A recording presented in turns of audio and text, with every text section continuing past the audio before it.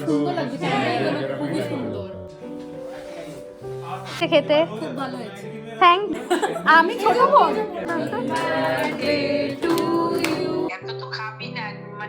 Sensitivity এই আছে মাজন আছে সর পড়ে গেছে অ্যাকচুয়ালি। Happy birthday.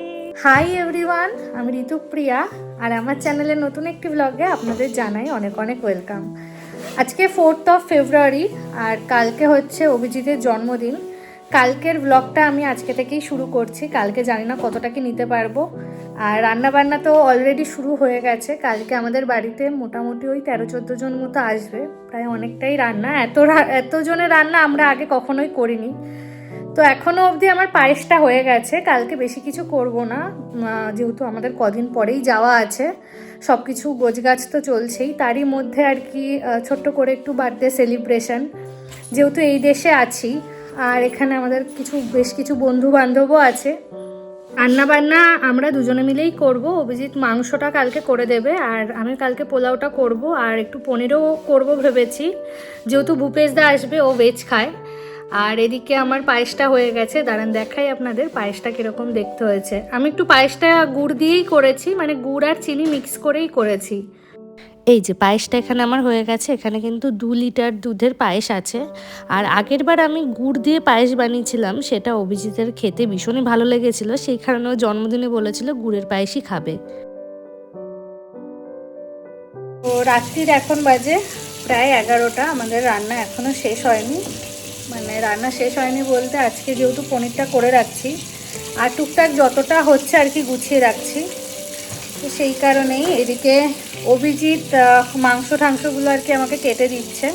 মাংসটা যদিও ওই করবে, আর আমি এখানে পনির বাটার মশলা যেটা করব ভেবেছি সেটা আর কি বসিয়ে দিয়েছি, বাকি কাটাকুটি সব কিছুই হয়ে গেছে। তো যাই হোক, দেখিনি কতটা মাংস আছে। এখানে কিন্তু ওই মোটামুটি 3.5 কেজি মতো চিকেন আমরা রান্না করেছিলাম। এই ডাইনিং টেবিলের অবস্থা এখন মোটামুটি এই রকম। এখানে পনির ফ্রাই করে রেখেছি, এখানে আদা রসুন পেঁয়াজের বাটা আছে, এখানে ঘি বানিয়েছি, এখানে পায়েস রয়েছে, এখানে পনির বাটার মশলার যে পেস্টটা সেটা রয়েছে, এখানে কালকে মাংসর জন্য রসুন ছাড়িয়ে নেওয়া হয়েছে।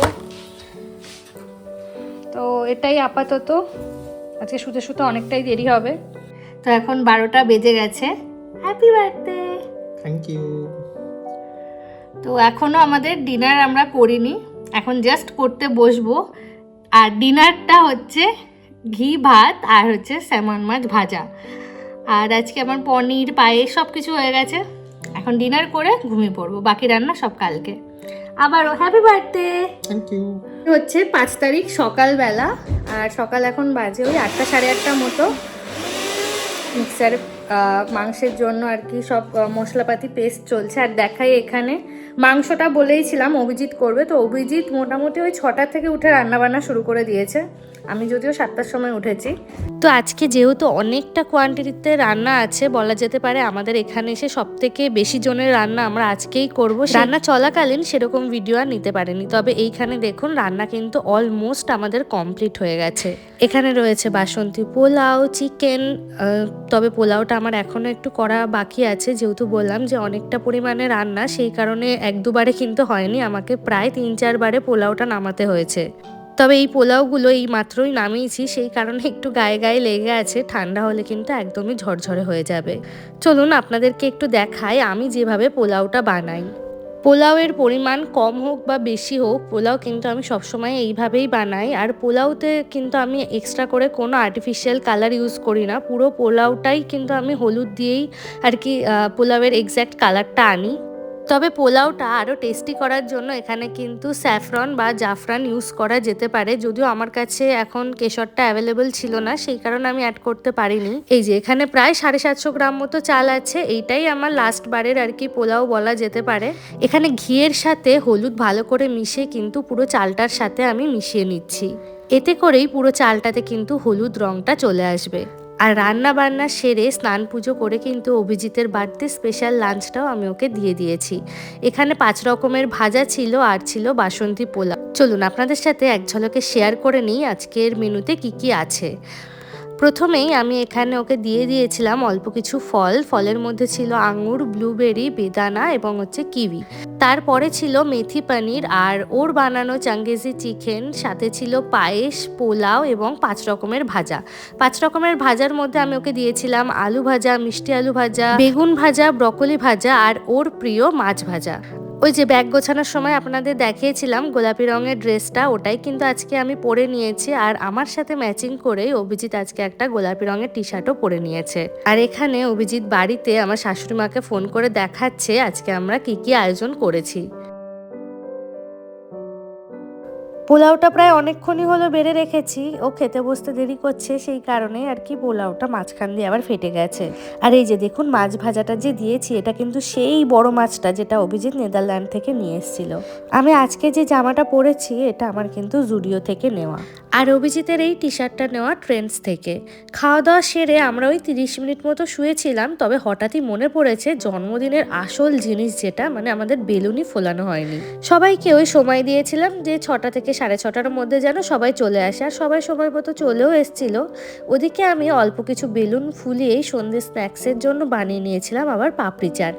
আর আজকের পাপড়ি চাটটা খেতে না সত্যি ভীষণই ভালো হয়েছিল। দাঁড়ান এর পরে কোনোদিন বানালে আপনাদের সাথে রেসিপিটা শেয়ার করব। সবাই একদম চেটে পুটে পাপড়ি চাটটা খেয়েছে, তবে খুব বেশি আমি পরিমাণে বানাইনি, কারণ পাপড়ি চাটটা খুব বেশি খেয়ে ফেললে ওইদিকে আমার পোলাও মাংস সবটা নষ্ট হবে। আর এই যে এখন যাকে দেখাচ্ছি ইনি হচ্ছে হামজা ভাই, উনি কিন্তু পাকিস্তানে থাকে আর ওনার সাথে আলাপ আমাদের সংকেত ভাইয়ার থ্রু দিয়েই।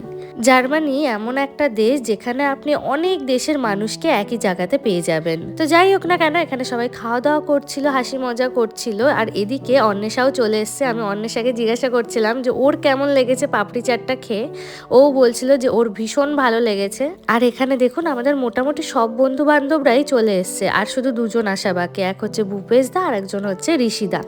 ঋষিদা হচ্ছে অভিজিতের আরও একজন স্টুডেন্ট। ও তো অনেক দূর থেকে আসছে আমাদের সাথে আজকে দেখা করার জন্য, যেহেতু আজকেই সেই অর্থে আমাদের সাথে ওর শেষ দেখা, সেই কারণেই ও আসছে। তো ভাবলাম যে ও আসুক তারপরেই একেবারে আমরা কেকটা কাটবো। আর এখানে আমি, রিয়াদি, অন্বেষা, সুশ্রিতা সবাই মিলে গল্প করছিলাম যে আমাদের 4 জনের মধ্যে কাকে বেশি দেখে সব থেকে বড় মনে হয়। আপনারা একবার আমাদেরকে দেখে বলুন তো যে আমাদের মধ্যে কাকে বেশি দেখে সব থেকে বড় মনে হচ্ছে এবং কাকে দেখে ছোট মনে হচ্ছে।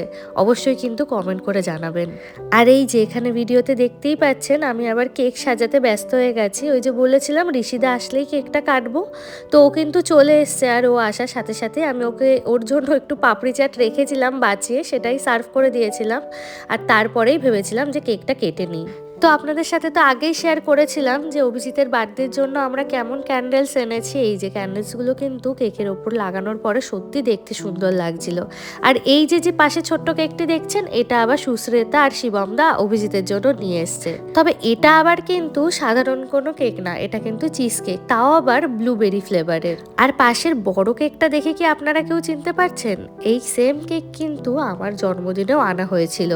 তখন আমাদের সকলেরই এই কেকের টেস্টটা ভীষণই ভালো লেগেছিল, সেই কারণে এবার আর অন্য কোনো রিস্ক নিইনি, একেবারে যেই কেকটা ভালো লেগেছে সেইটাই আবারও নিয়ে এসেছি। আর এই যে এখানে আমরা সবাই গোল হয়ে দাঁড়িয়ে পড়েছি, এবার বার্থডে বয় তার বার্থডে কেকটা কেটে নেবে। মোমবাতিগুলোর শেপটা অদ্ভুত হলেও এই কেকের ওপরে কিন্তু লাগানোর পরে সত্যি ভীষণই সুন্দর লাগছে। আর জানেন তো একটা কাণ্ড হয়েছে, অভিজিতের জন্মদিনের পরদিন থেকেই আমার প্রচন্ড ঠান্ডা লেগেছে, সেই কারণেই ভিডিওটা শেয়ার করতে করতে আপনাদের সাথে একটু দেরি হয়ে গেল। আর দেখুন অভিজিতের জন্মদিনটা এমন সময় পড়েছে যে আমরা জার্মানি থেকে চলে আসবো একদম তার 2-3 দিন আগে।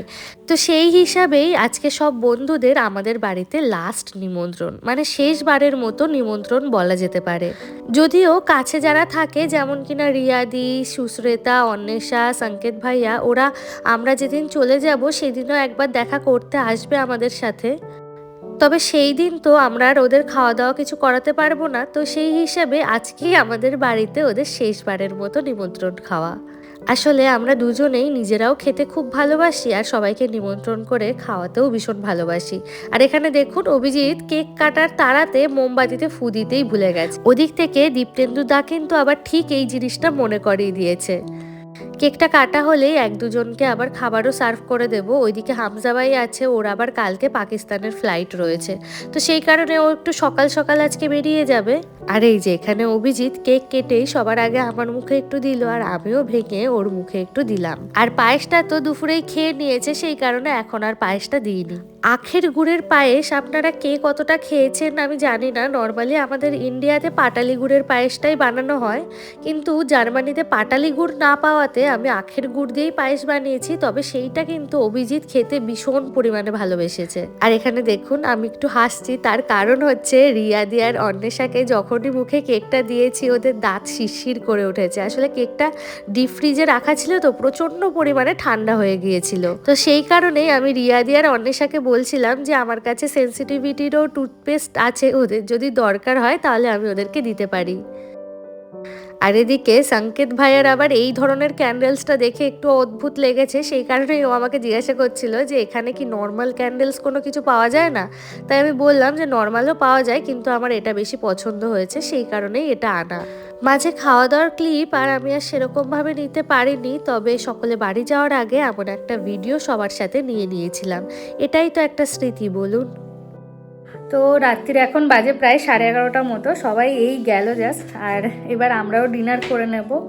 আমার তো আজকে মানে প্রচণ্ড পা কোমর ব্যথা করছে সকাল থেকে, মানে সকাল 7:30 8টা থেকে রান্না শুরু করেছি, আর দুপুরবেলা জাস্ট 30 মিনিটের জন্য একটু শুয়েছিলাম, তারপরে সবাইকে সার্ভ করা। আর আজকে অনেকজনই এসছিল, সেই কারণে আর কি কাজও একটু বেশি ছিল, তো এই মানে প্রচণ্ড টায়ার্ড লাগছে। এবার আর কি মনে হচ্ছে না খেয়ে শুয়ে পড়লেও আর কি হবে। তো যাই হোক না কেন, ব্লগটা আজকে এখানেই শেষ করছি। হয়তো খুব বেশি ক্লিপস আমি শেয়ার করতে পারিনি, অ্যাকচুয়ালি বাড়িতে লোক আসলে ওরকমভাবে ভিডিও তো নেওয়া হয় না।